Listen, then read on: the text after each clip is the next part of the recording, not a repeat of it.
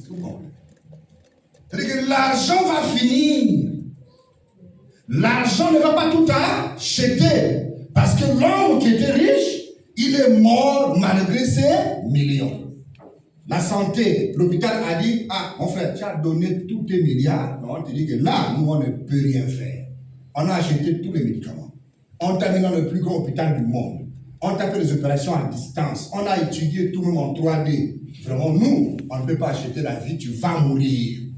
Est-ce que ces milliards ne sont pas restés? C'est resté, mais il est mort.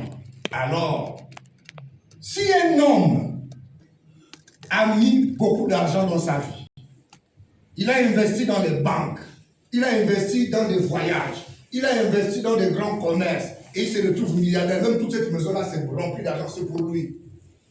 Mais à la fin de sa vie, l'argent est incapable de lui régénérer la santé. Est-ce qu'il a bien travaillé ou il a mal travaillé? Il a mal travaillé. Est-ce que vous comprenez?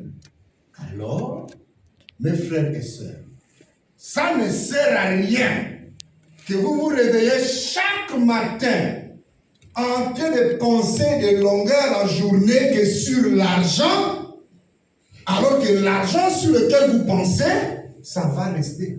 Amen.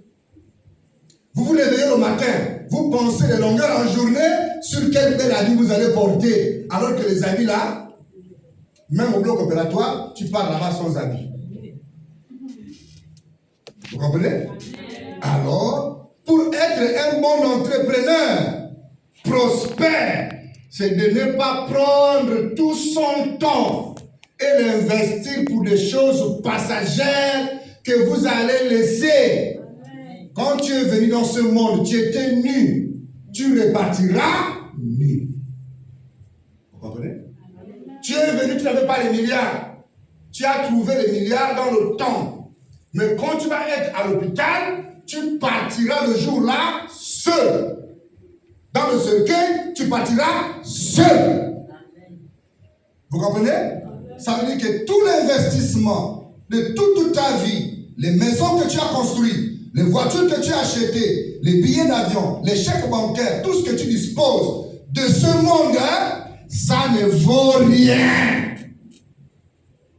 Alors, tu n'es qu'un entrepreneur de la terre. Tu n'es qu'un entrepreneur passager. Tu n'es pas un entrepreneur prospère. Maintenant, comment être entrepreneur, une femme entrepreneur prospère? Comment être